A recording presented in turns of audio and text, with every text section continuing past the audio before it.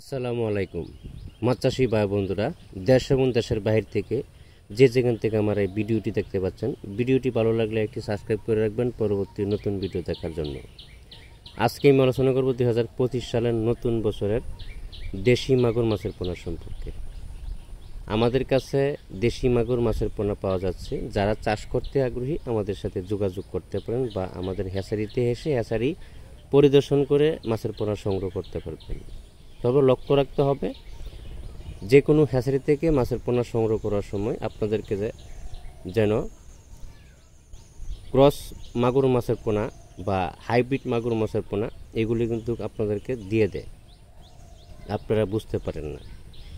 যে কোনো ধরনের মাছের পোনাকে আপনার ক্রস বানানো সম্ভব।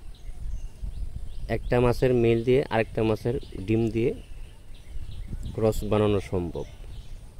এজন্য মাগুর মাছের পোনা সংগ্রহ করার সময় একটু যাচাই বাছাই করে একটু খেয়াল রাখবেন, যাতে করে আপনারা না ঠকেন। আপনাদেরকে ঠকায় কিভাবে আপনারা নিজেও বুঝতে পারেন না। মাগুর মাছের পোনা আকার থাকবে বাইটটা বা খাটো টাইপের থাকবে।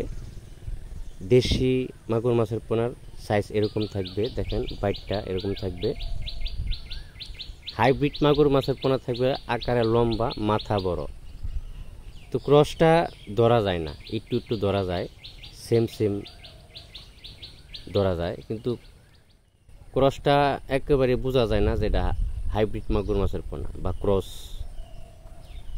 অনেকেই আপনারা সস্তা দরে মাছের পোনা সংগ্রহ করেন, তখন আপনাদেরকে এই ক্রস মাগুর মাছের পোনা দিয়ে দেয় বা হাইব্রিড মাগুর মাছের পোনা দিয়ে দেয়, আকারে ছোট দেয় যাতে না বোঝা যায়। এজন্য মাছের পোনা সংগ্রহ করার সময় একটু ভালোভাবে যাচাই বাছাই করাটাই সবচেয়ে বেটার। ভালো থাকবেন।